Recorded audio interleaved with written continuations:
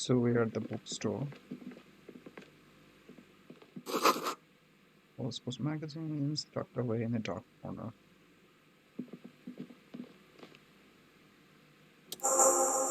There they both are. Two identical shoes, both copiously green and indiscriminately snakeskin, reunited on your feet.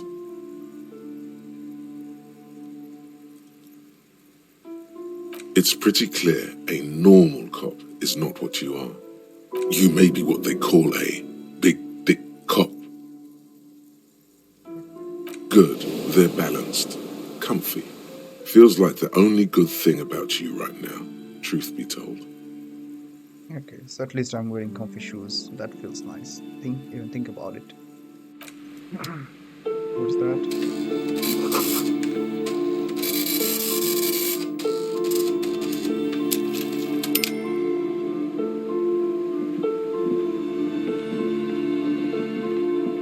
A small mountain of colourful board game boxes. There are numerous types of games for all ages. A lot of shelf space seems to be taken up by Wirral-related merchandise. An endless variety of sourcebooks, lore books, and codices litter the table. The topmost book is titled Welkin Compendium, 2nd edition. Bookstores, toy stores always have these card games in the middle. I don't know how many people buy card games, like board games these days. Maybe just that's the tradition. There's also a large hardbound tome with intricate cover art, The Hunters of Catawak, Boreal Creature Compendium, and a Pick Your Path adventure game book titled Tales of Wirral, Cavern of Velkrag. There's a box that says Wirral, 3rd edition Mega Setting Supplements Module. The side panel notes, a fantastique adventure board game, new maps and miniatures. A sticker on it displays 25 real. Nonsense for anemic Beano-clads.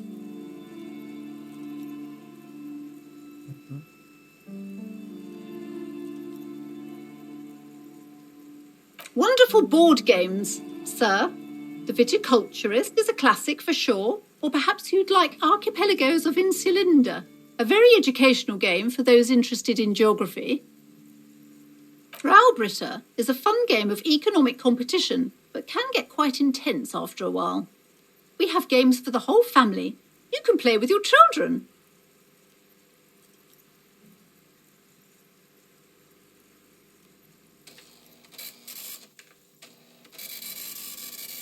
Friends are technically like family. For playing with friends, I'd recommend Suzerainty. It's a civilization building game where you build a civilization, then set off to brutally colonize and repress other civilizations. It'll cost 12 real. And essentially all civilization building games like Age of Empires, Civilization. Yeah. Lousy auras there. No, role-playing games are popular among those types. You know, who are into those kind of things. Personally, I don't like it. Not at all. I've heard they turn people into occult enthusiasts. That they have rituals where they try to summon entities. Highly immoral stuff. You can still buy them, though. Thank you for the tea.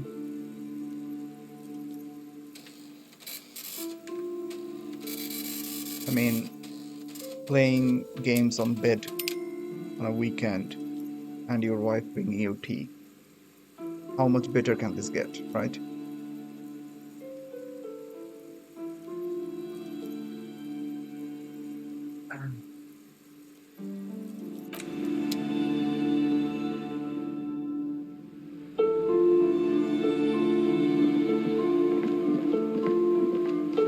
There was another room to explore. What is this? These shelves are overburdened with books from the same series. You see the name Dick Mullen over and over. A couple of spook novels hide amidst all the detective books. Thrilling tales of spycraft and daring-do. Crime fiction is a disgrace.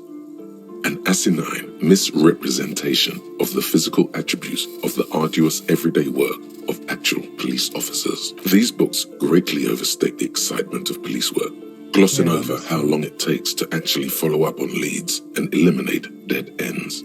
Furthermore, they have no idea how hard it is to simply remove a body from a tree. What's more, they completely ignore the psychological hardships of year after year coming into contact with people during the worst days of their lives. Not a single mention of all the stress this work creates upon the officer's family. Detective fiction just doesn't tell the truth at all. Now, would you like a list of all the books found on the shelf?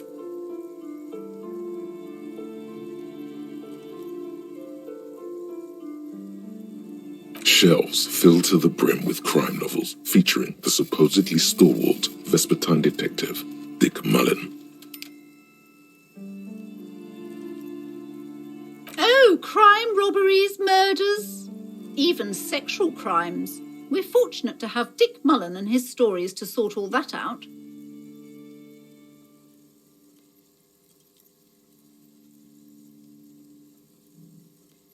You're a police officer, apparently. You should buy all of these. They really do teach a person how to be a proper detective. That was a bit patronizing. Sex crimes did pique your interest, but still, this Dick Mullen person only gets your pleasure centers down.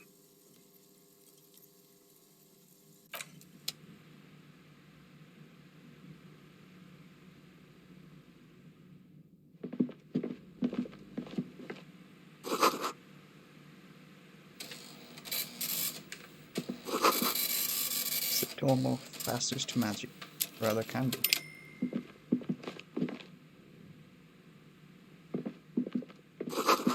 Another boring book.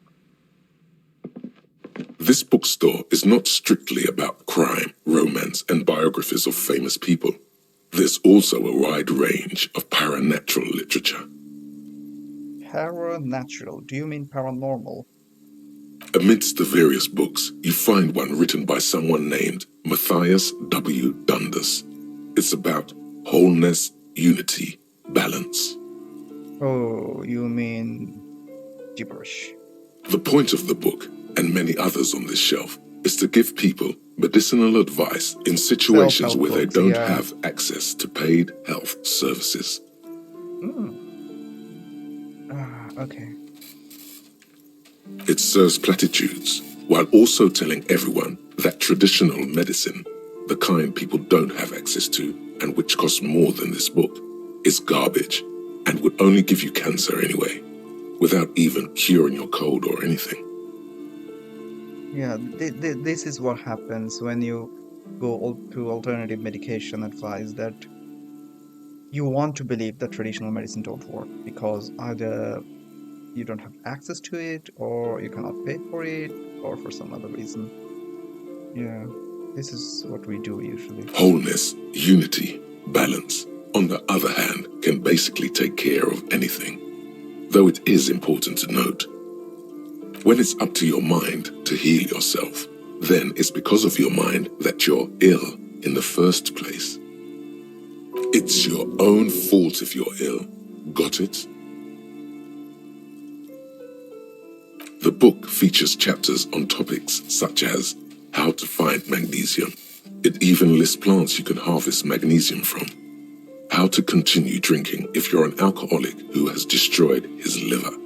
And there's even a chapter on the ancient Seraïs tradition of using duck gallbladder preservatives to treat and prevent sexually transmitted diseases. Pre and post factum apply. Nothing worth buying. Sir, please, no browsing in that shelf. That wisdom is not for free. Okay, interesting. You cannot even browse. I can't have you end up, like, opening a police store next door and stealing my customers. Oh, no.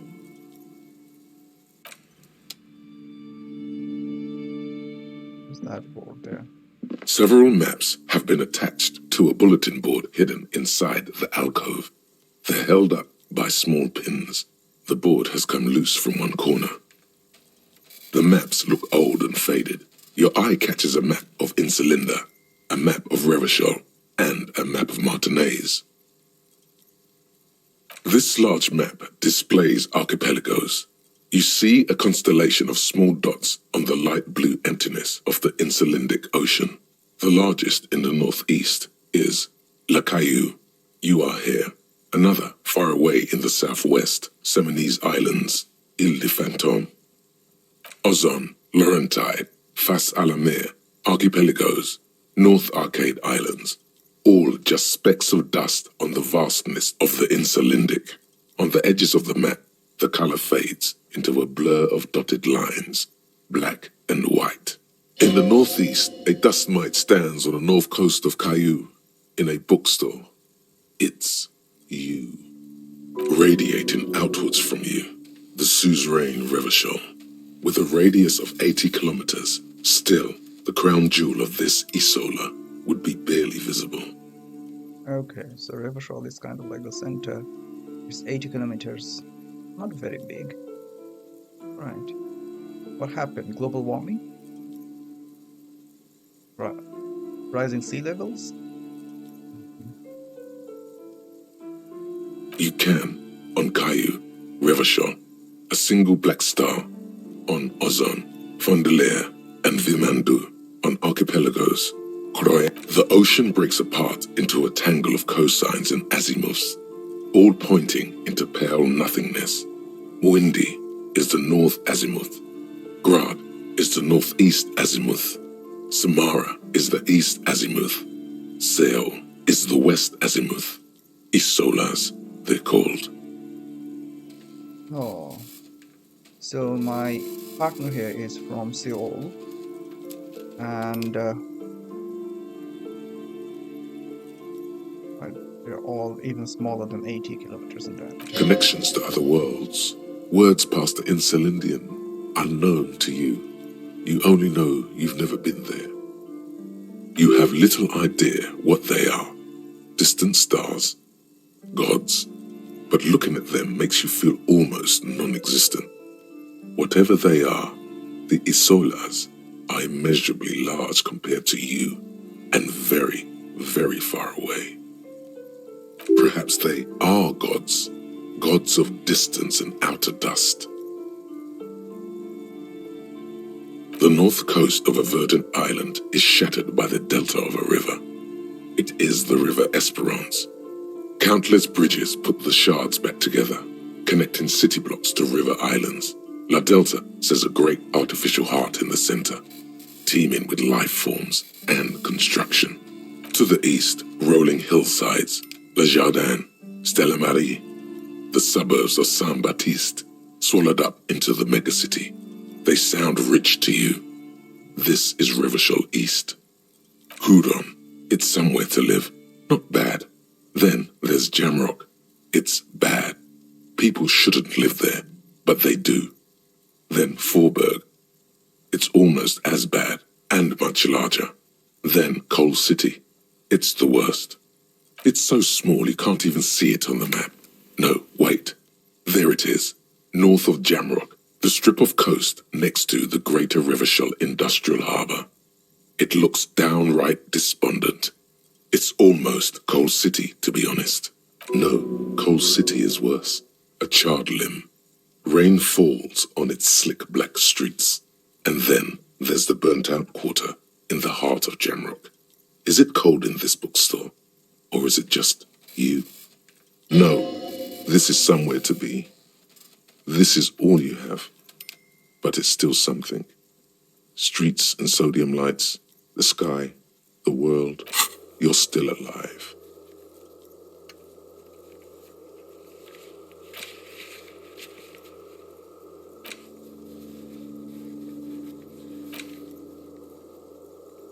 Precinct.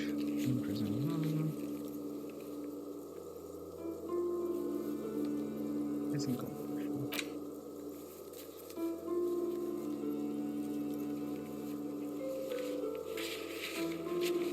So either I need a fiber or either else I need to go to talk to the manager.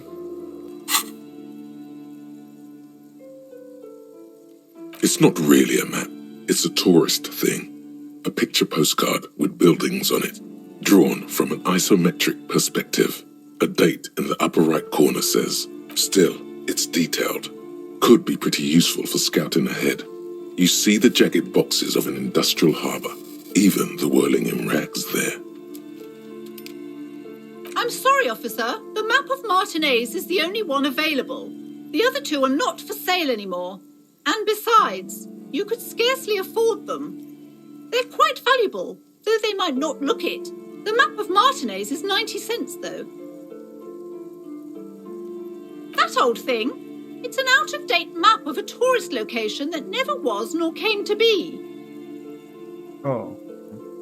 From when some design studio people tried to spruce the place up 4 or 5 years ago. They also renovated the horse statue, set up those coin-operated viewers, and designed the new street lamps.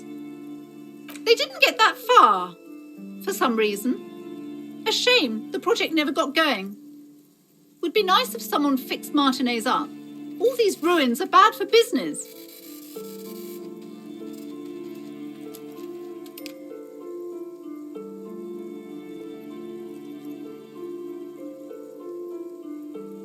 Well, I do. I don't have much money.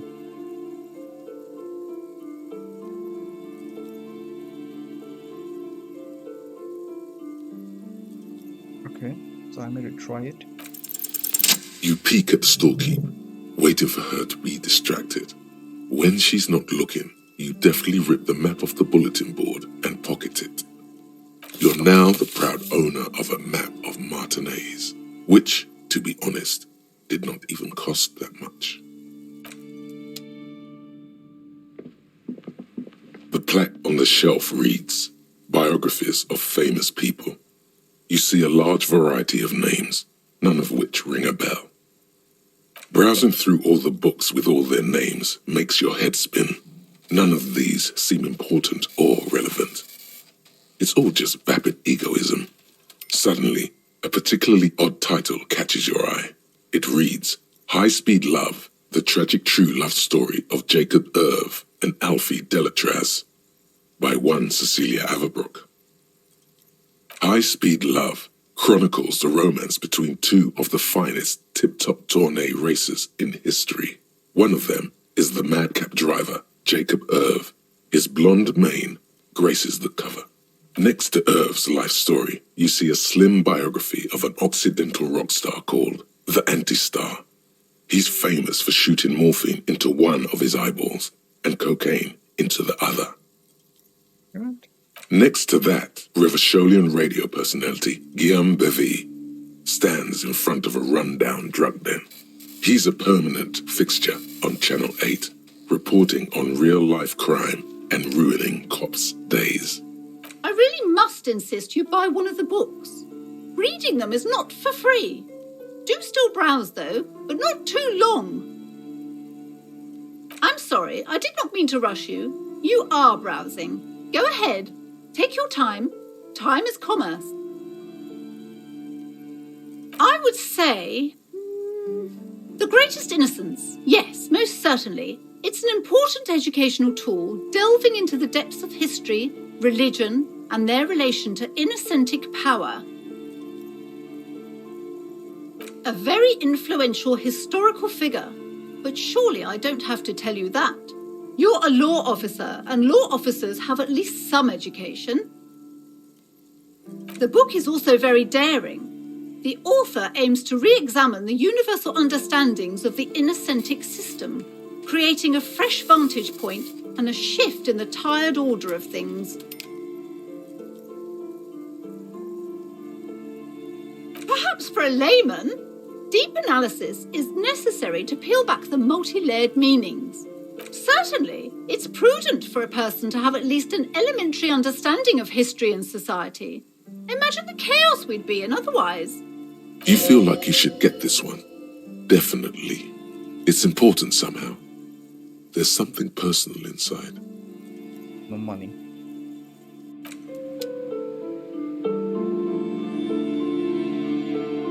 Yes?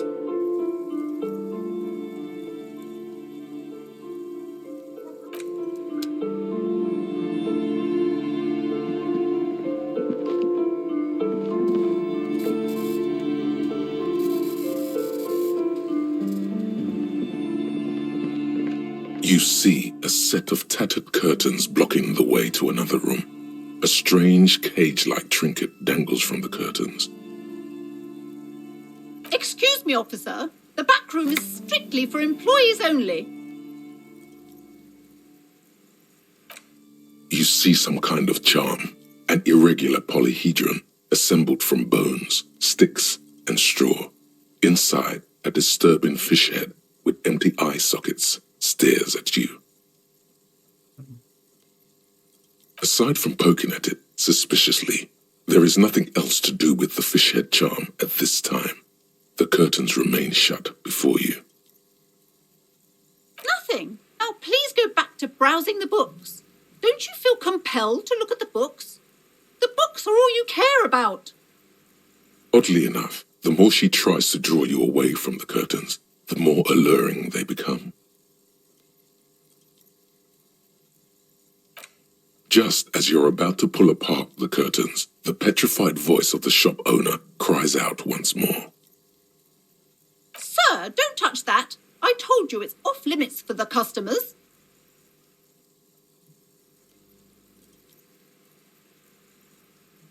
Parapsychologically speaking, we're done if you decide to open them.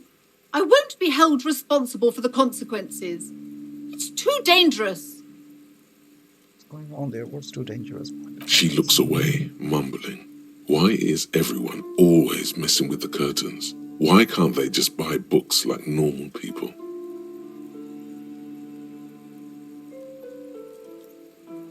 Why?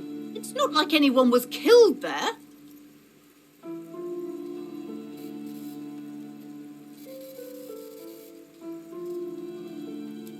I'm sorry, I don't mean to be so impolite. Just please don't go there. I can't allow that. You'll only make things worse and unleash the powers.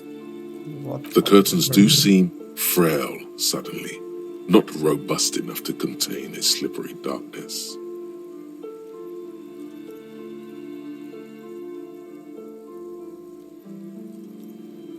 You do?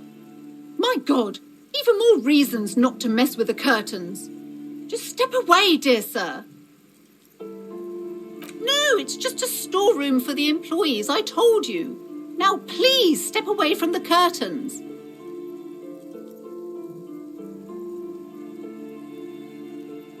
No, please just talk to me, officer.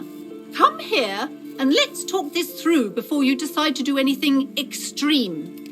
Lies. Rip them open, we say.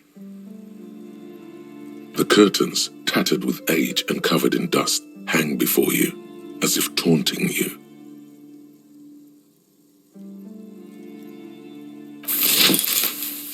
You see a dimly lit room full of dusty furniture and trash. A doorway stands in the back, covered in dozens of scary little cage-like trinkets, your shadow looming over it like an omen. I warned you, you're unleashing forces beyond your understanding.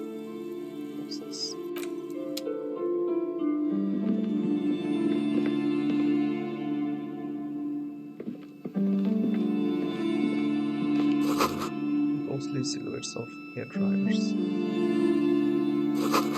No person would ever put head into such a machine.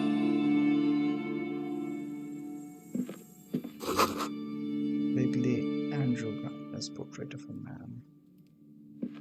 A heavy door with a missing handle stands before you, covered in dozens, if not hundreds, of little oddly shaped trinkets and charms.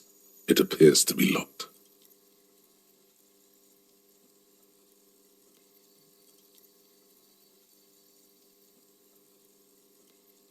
What if you just break it down?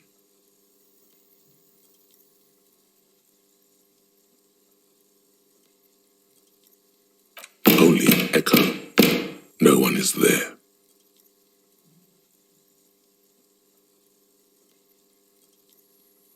Something locked behind those doors. A hollowed out dark echo.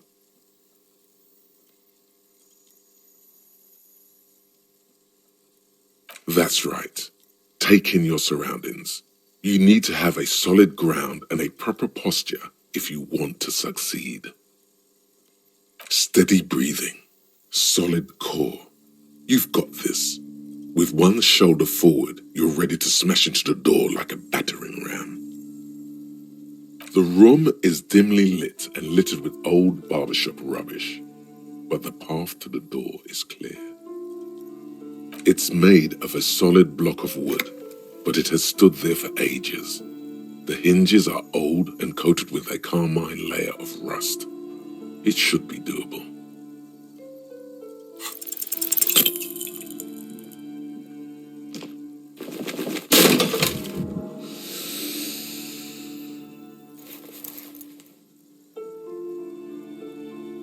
Ow, shoot.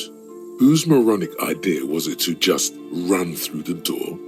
Don't you know that things like that hurt?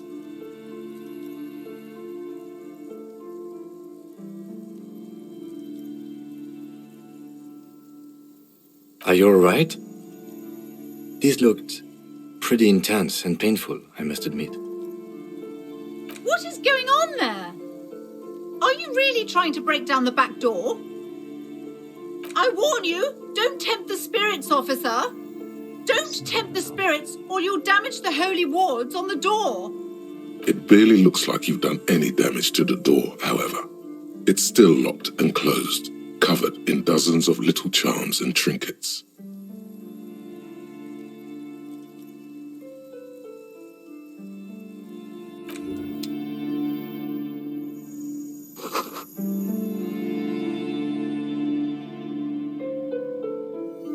Let's go into. Okay. Maybe I'll come back later.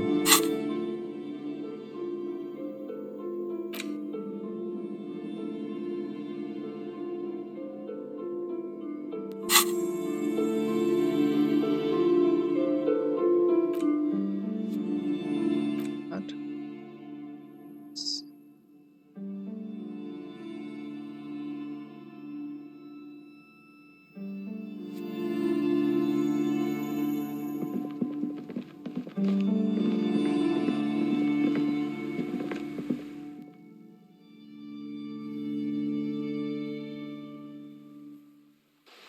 Still there. Every snowflake is like a little gift from the sky.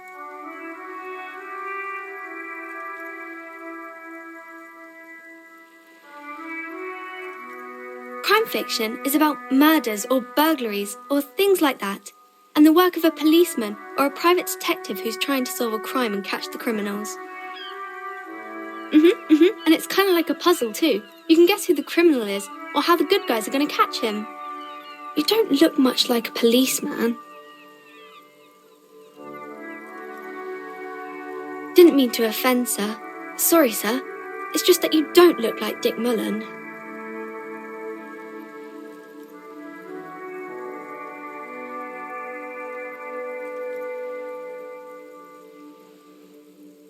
Head, yes. No, your resilience. No, your mind.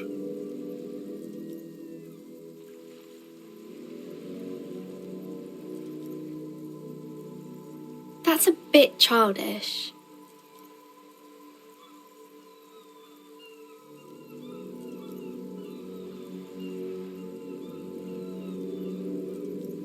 Say what, sir?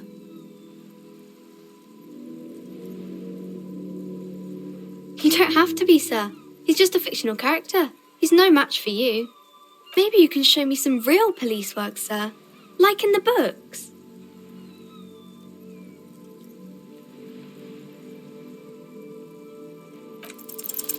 The girl keeps her hands folded, hidden. Why is that? What do you mean, sir?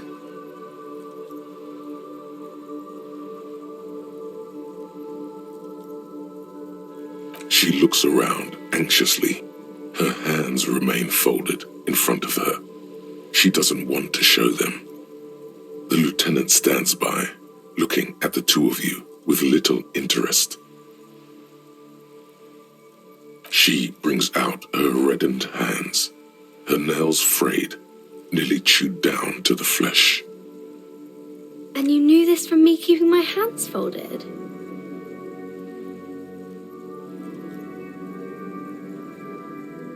Well, that proves nothing. Anyone could do an easy deduction like that.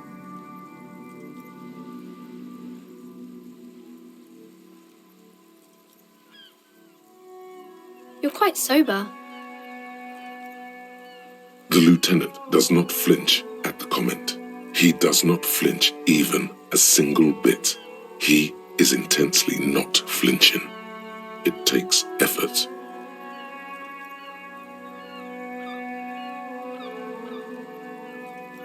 Because you usually aren't.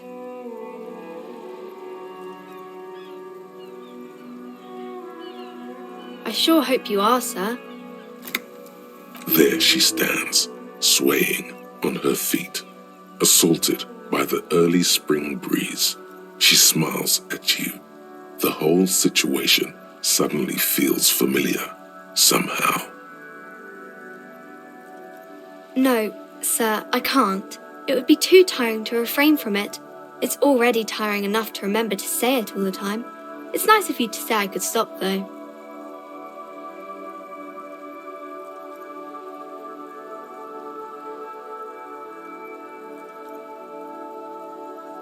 That's a friendly enough face, most of the time.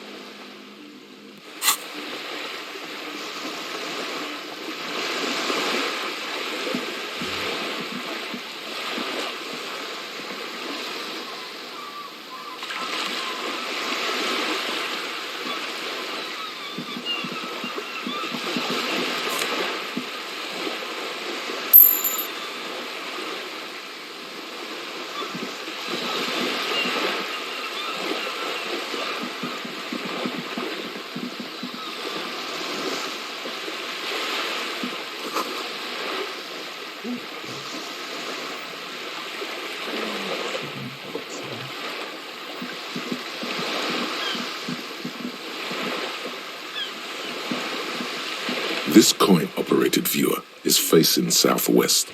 Its coin slot is full of fossilized bubblegum, rendering the machine permanently inaccessible. Probably some kids. A simple but clever solution to ruining a coin-operated viewer. It took ingenuity. The metal feels cold and wet under your palm. It looks unhygienic. A thick layer of graffito covers the lenses. You spell out the word Onuk written on the other side, with N and C scribbled backwards. Under the graffito, a sea of blues and greys appear. Behind the water lies a coast studded with concrete and reeds.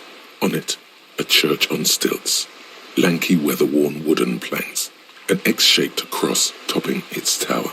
Around the large wooden building you see chunks of sea ice gathered on the beach, and a small tent set up on the ice.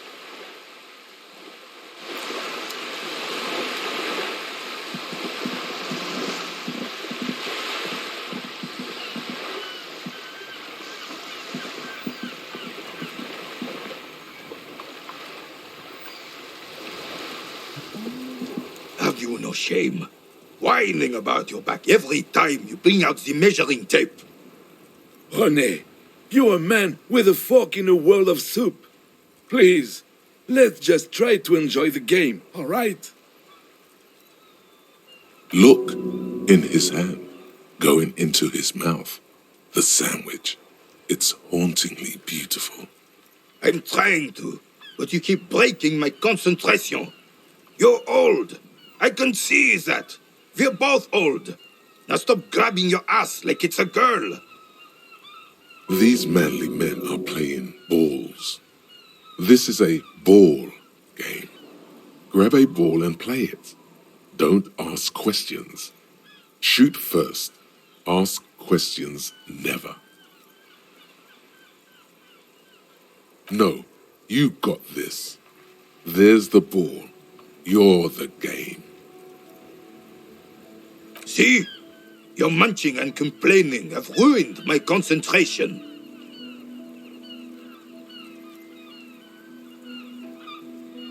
Could the objective of the game be to throw the metal ball so it lands by the wooden ball? Ah, mon Dieu.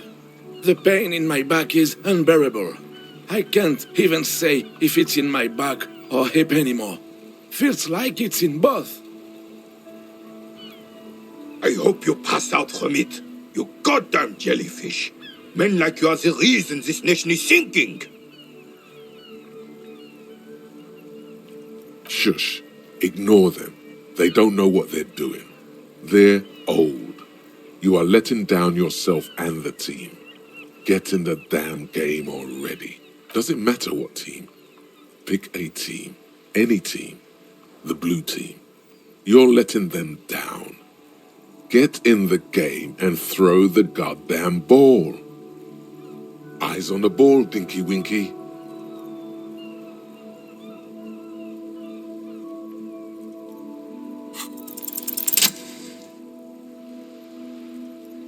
What's happened?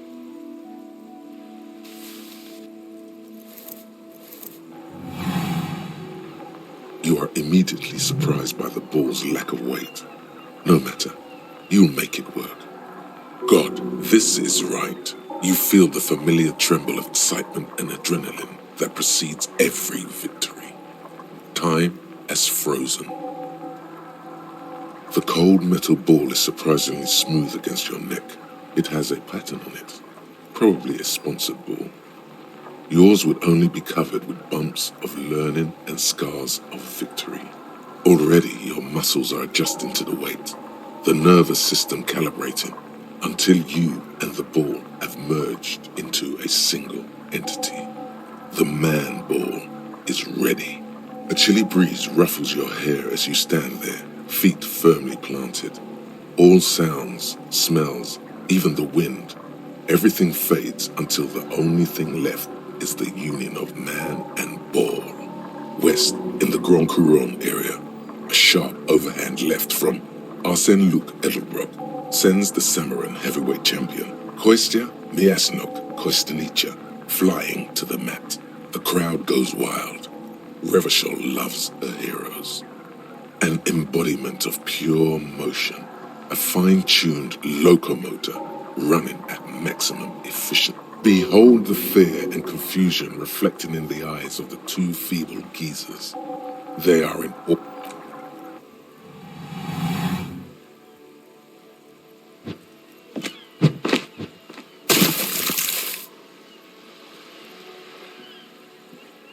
Merde! Bordel de merde! What the hell is your problem?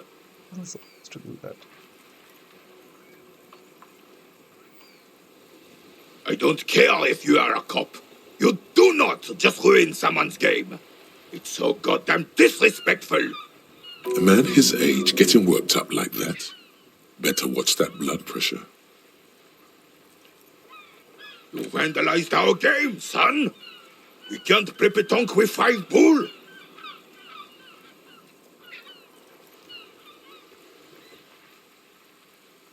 Well, it damn well isn't. It's pétanque.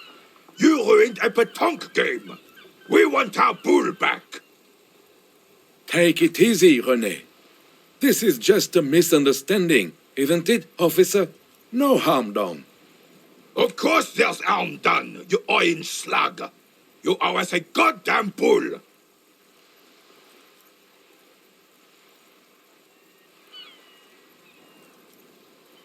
A fine example you are setting here today, officer. I will remember this, and Gaston will too. It's okay, officer. Forgotten completely. It was my bull, and I have a spare. Everything is good, and we're ready to assist any way we can. He's trying to avoid conflict at any cost. The lieutenant says nothing, but his face is rigid. It seems he does not approve of your athletic displays.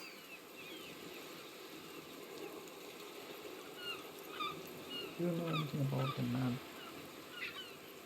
Unfortunately, I don't. Unlike most of the locals, I have no qualms about assisting law enforcement.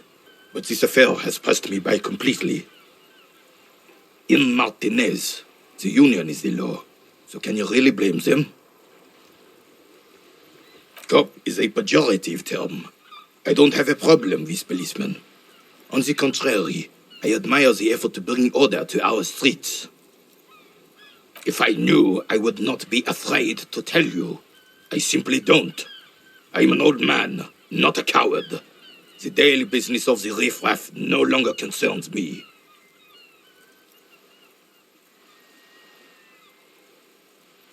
Yes, the terrain here provides an interesting variety to a familiar game.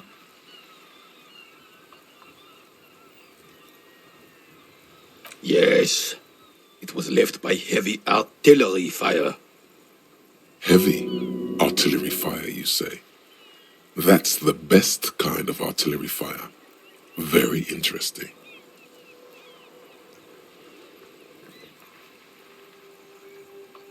Why what? Because that's what happens when communards hijack your country, execute your supreme leadership, and turn your capital into a slaughterhouse. You use heavy ordnance to clean up your home.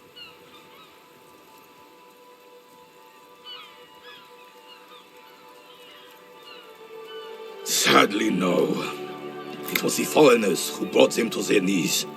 We fought valiantly. Too valiantly. So valiantly we got licked. Should have fought dirty, like they did with their suicide sex cult propaganda and mad anarchist women strapped to shrapnel bombs. We didn't so, and we lacked caliber. God bless him, but the suzerain's cannons simply weren't big enough.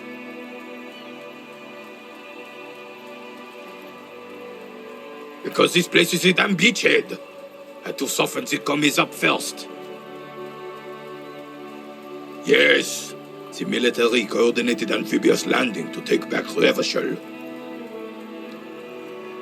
Martinez was used as one of the 3 footholds in Revachol during Operation Deathblow in 08. The other 2 are off in Stella Maris and the Delta.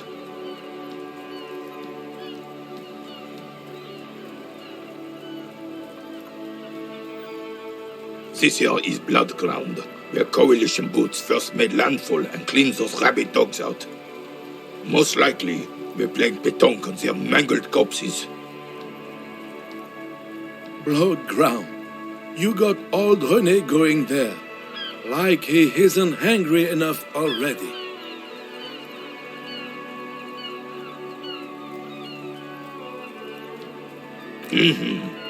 Don't get me wrong, officer. I hate those foreign dogs, but the enemy of my enemy and all that. They're the lesser evil.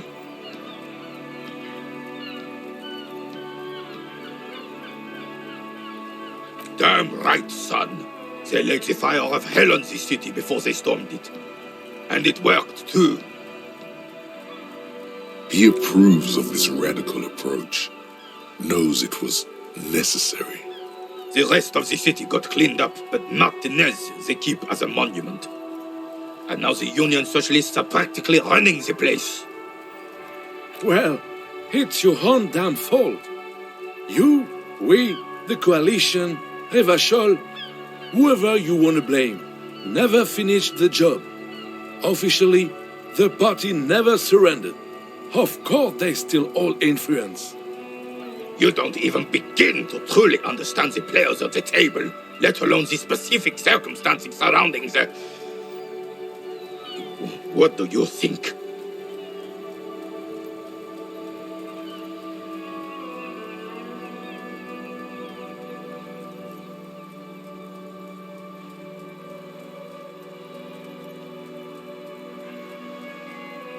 I'm sorry it had to be them.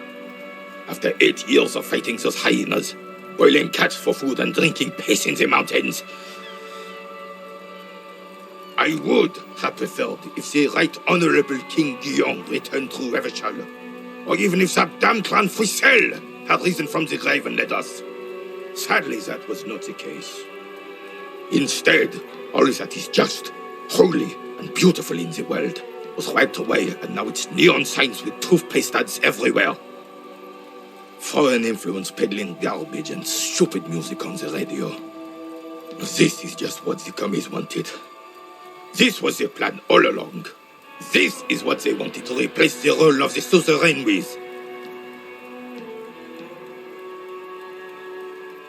A true king in both blood and mind led Revachol before Frisel. He would have been better, but the damn commies drove him into exile. Damn Frisel. He was the king we couldn't protect. The Carabineers failed him, and the crown. He died in the hands of the Hyperlay, in a very public execution. He slouches as he says that. It makes him smaller, admitting they left the king to the mob. The suzerain is the king! Has everyone forgotten already? They've forgotten already. It's no use talking to you. You were still in Daddy's balls when it happened. When we took our last stand against the Fifth and rode the cavalry straight into gunfire.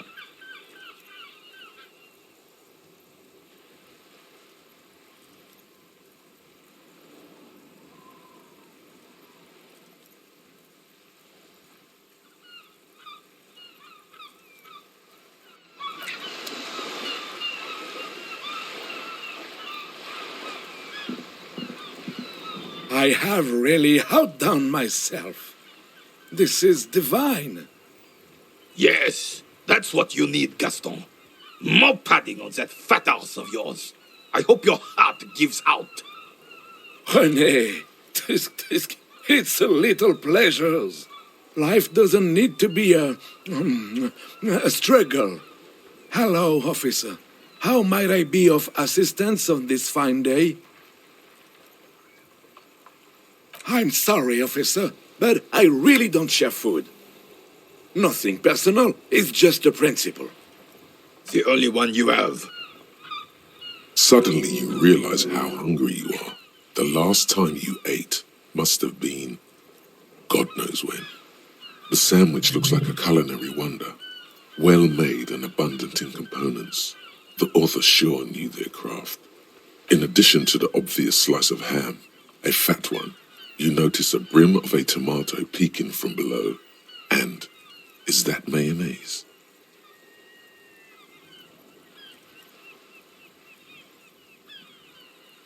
Believe me, officer, I wish I could help you, but I need this sandwich to keep my blood sugar stable. In my age, you need to pay attention to these things. You can barely hear him. The sweet smell of pickles in harmony with garlic butter and marinated onions emanating from the sandwich is driving your mind in a singular direction. It must be yours. Can we have sandwich today? I'm playing this game where they're describing a sandwich very well. I feel like eating one? Yeah.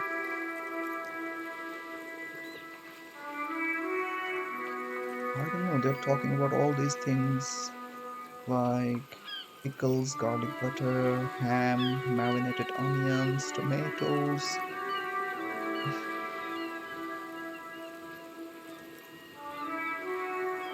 Fuck off! It's mine! A glimmer of respect flashes in René's eyes. Sorry, officer. I'm sorry. I didn't mean it in a bad way. But the sandwich is mine. I'm not gonna share it. And it's gone. When the dissidents come to rape our country, he hides. But try to get a bite of his dear sandwich and he gets claws? You're a special kind of vermin, Gaston.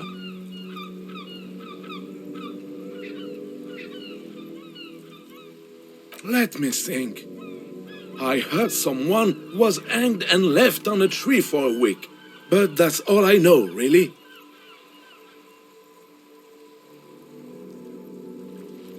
No, officers, I'm sorry. And I really would like to assist.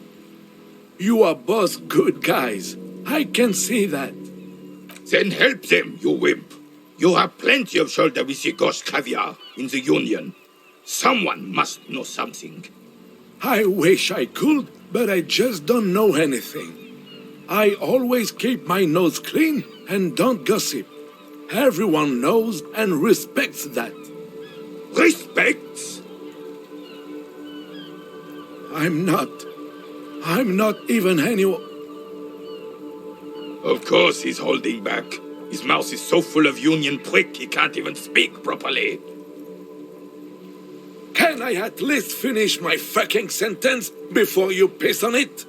Is that okay, René? I'm not anyone important in the Union. I just know Evrard. Evrard Clare. Everyone in Martinez knows the Clare brothers. I taught these boys human studies and history in the gymnasium. What do you know about history?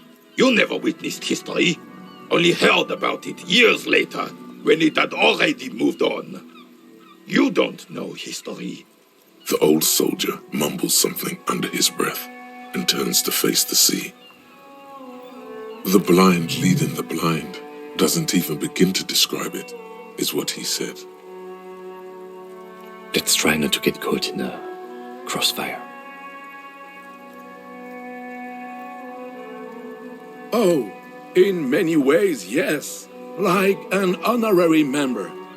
I attend meetings and parties, help with little things.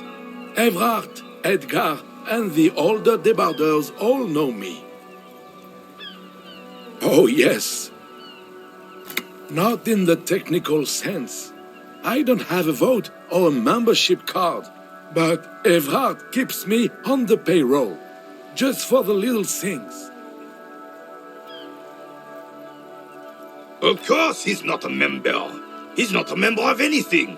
I knew that. He's a Vezavane. Turns to where the wind blows and tries to look important. I hate the socialist rabble, but even siding with them is better than living your entire life on the fence, never committing to anything. Pick a damn side already. Writing work mostly. Occasionally, he needs something written, and I happen to have a way with words, people say. Oh, nothing official, I assure you. Just essays for the newspapers. About Martinez and how things are and how they could be. Evrard and I have these long talks where... Well, he tells his little pen man exactly what to say. It's comic propaganda, plain and simple. You should be ashamed of yourself. No, thank you. For being consummate professionals. You'll have this case wrapped up in no time. The sandwich, though.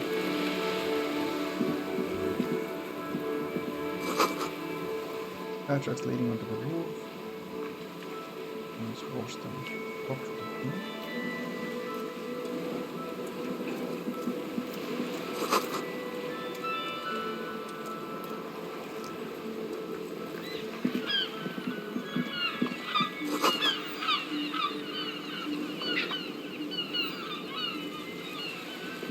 The worn and beaten wooden planks of the bench do not look overly comforting.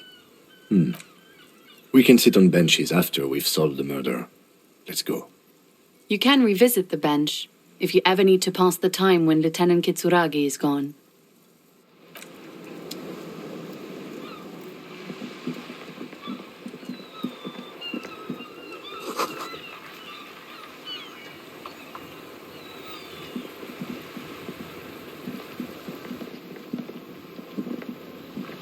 Before you stands a motor carriage.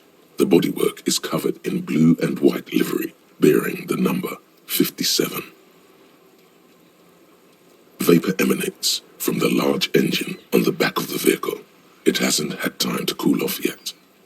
In the cabin, you are welcomed by a set of steering levers, a radio microphone on a hook, a pull-out toolbox under the seat, and the soft glow of the fuel preheater gauge.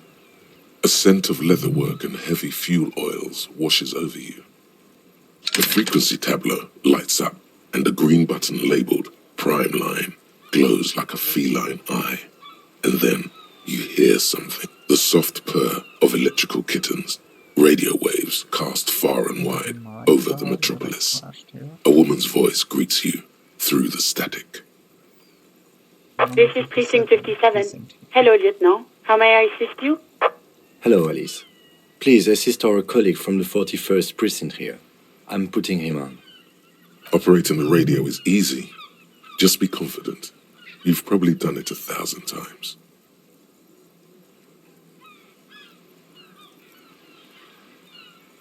This is Officer Alice Demetri, Precinct 57. How may I assist you? Under the green Prime Line, a yellow saved button catches your eye. You wonder what the lieutenant's default radio station is.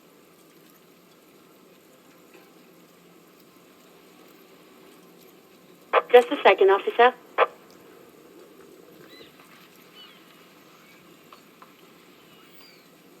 Ten 2, 10 5. This is 41st. Come in. Over.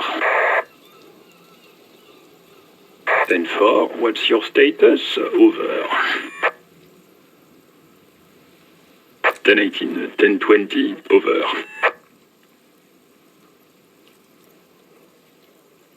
State your message, sir. Over. 10 9. Repeat message. Over. 10 4. Message received. This is a very serious situation. I need to 1022 the captain. Over. 1022, the captain. This sounds bad.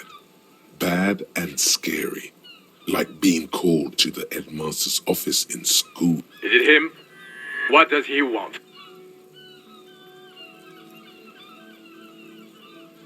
Says he lost his badge and needs to report it. He what?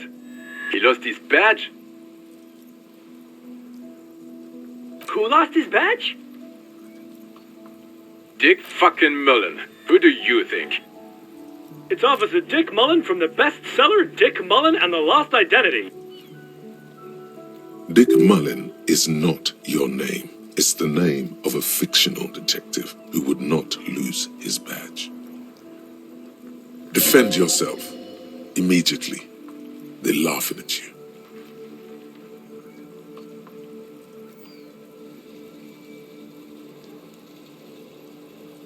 Ten 4, I hear you, officer. I'm just going to make a note here that you are in pursuit of your misplaced badge. Over. Fuck me.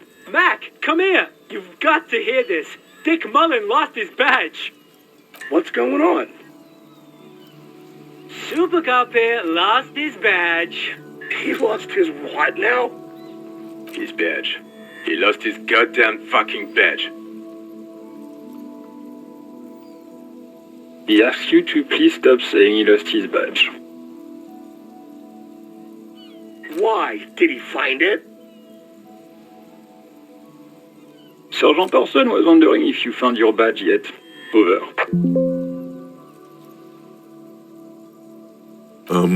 You don't have a comeback. Sorry. It's hard to think. He's not replying. Looks like he's still looking for it. 10 9, come again. I didn't get that. Over.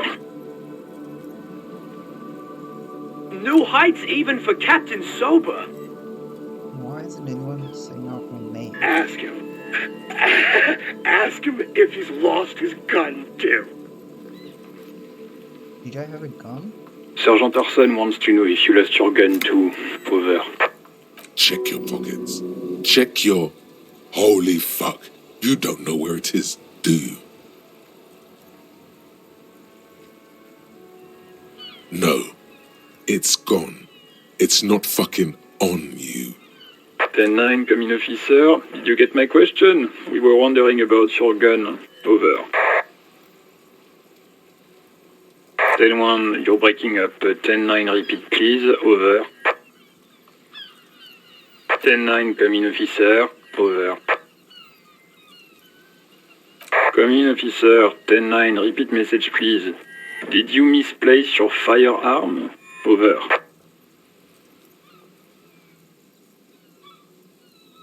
He says he doesn't have it. Dear God, he lost his gun. Oh my, I can't. This isn't really a laughing matter. Mac can face a giant of Coco Nur by himself, but Disco here made him piss his pants. Oh, I can't. Fuck. He lost his ass, but he still got his wiener. Oh, man. I'm not going to. Ask him. Sergeant Orson here is wondering if you are still in possession of your genitalia. Over. Now is a good time to say fuck and ass and so on. That'll make this all right.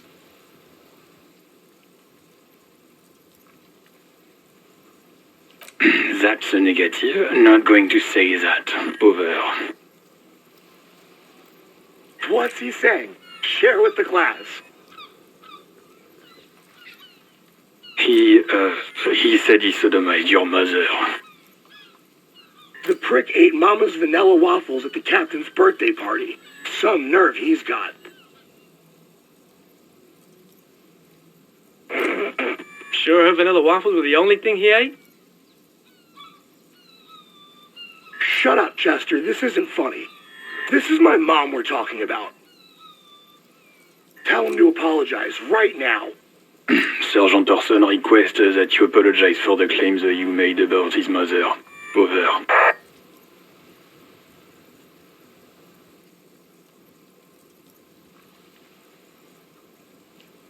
He says he's sorry and didn't mean nothing by it. Okay. Tell him Tell him to find his gun.